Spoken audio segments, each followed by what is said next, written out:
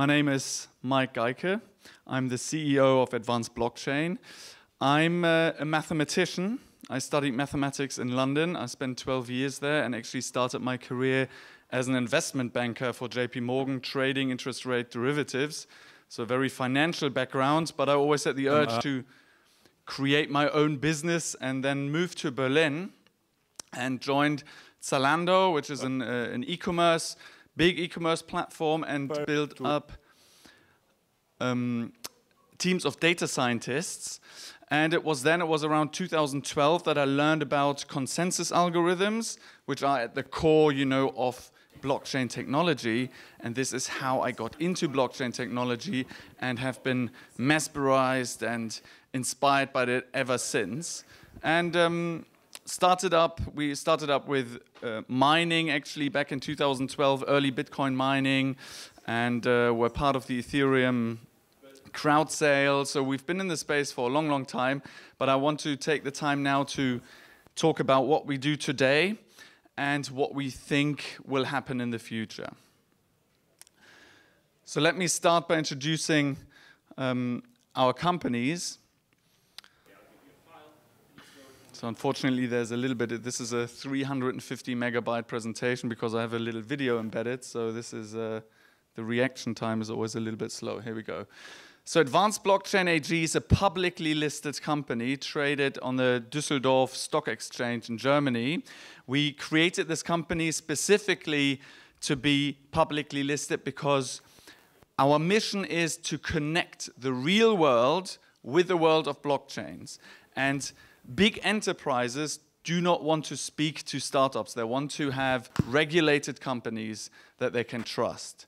But on the other hand, we know community-driven projects and activity is so important that we have Nakamoto, which is the company, an 100% daughter company, which focuses on research and community projects and education. And together, we have products like Twiz and peaq, which I will talk about in a minute. And we've been in the space for a long time. We have a big network. It shows here in the numbers. We have like 90K views on our event videos. We have almost 6,000 average views per month on our knowledge base, the education platform that we create for free. That's 250 minutes spent reading.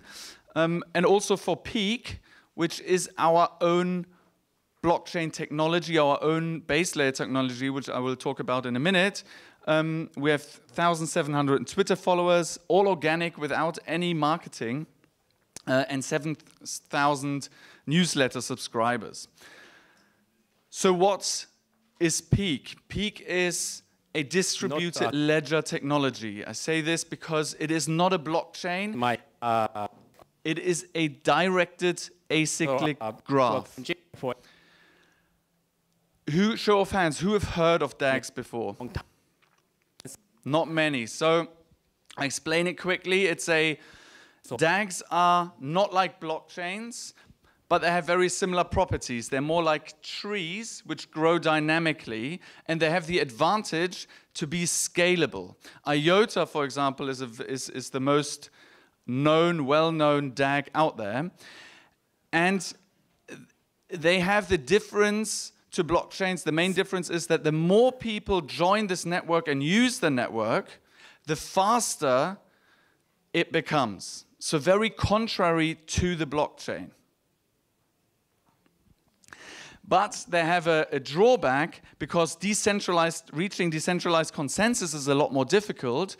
And as you might know, IOTA, for example, doesn't have smart contracts because that's also very difficult to enable on a DAG. And that's why we focus on, our research goes into focusing on enabling smart contracts on this DAG, because now is the time to bring this technology to mass adoption, and we need a scalable solution that has smart contracts enabled if we want to achieve this goal of bringing it to mass adoption.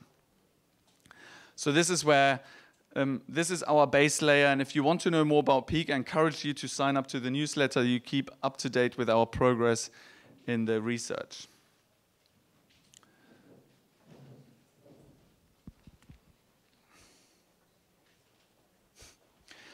Okay, so then we have our second product, TWIS or TWSS, which is a second layer solution. So, like I said, our mission is to connect the world of distributed ledger technology with the real world, with the real economy out there. And this second layer technology gives industry enterprises an interface that allows them to upload their data easily into a distributed ledger, into peaq, for example, but it is platform agnostic. We've done projects on Ethereum, we've done projects where we've let companies upload data into Hyperledger, so this by no means is only for peaq. So these are our two main products.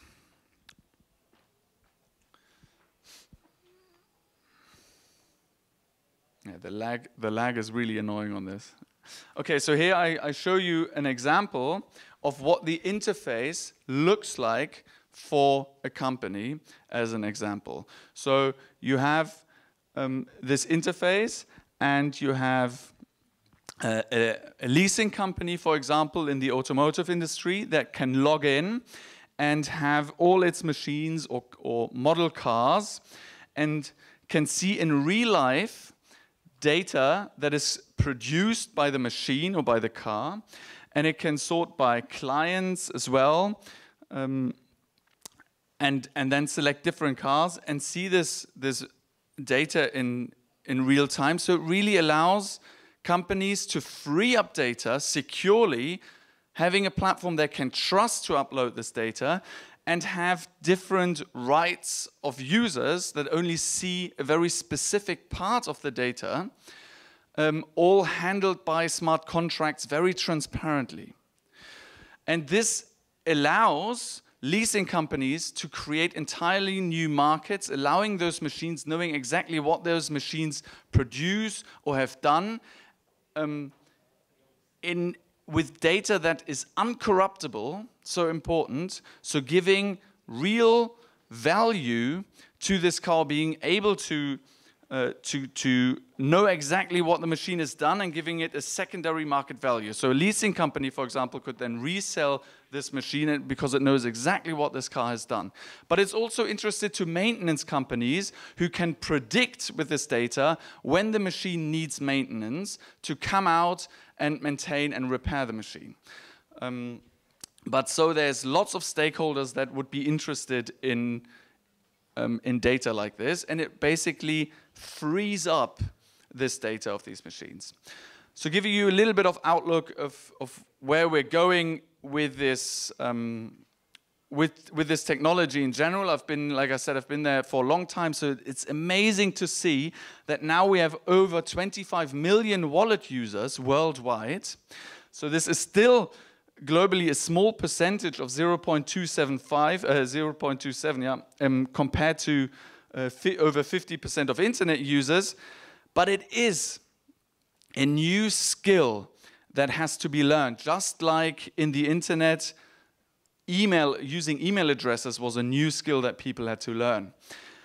And on the way to a decentralized world, we are now moving into a type where it's time to see the first pilot projects and move into production, but mainstream adoption, we think, is still a few years away, 2024, before we move into a fully decentralized world, whatever that will look like. So great to see as well that lots of companies in the East are spending time researching this technology. There's lots of big projects out there, big names out there, even in the West, dealing with this technology, developing it further. But the new innovations will not come from these big giants. Just like in 2008, the 5 biggest companies were all traditional companies. Today, the 5 biggest companies are all technology companies. Yes, this is because they are so more flexible and are experts in their field. And similarly, the biggest companies in 10 years' time will be decentralized autonomous organizations because they are so much more efficient than standard companies that we know today. So where's this going in the future? The future is absolutely bright.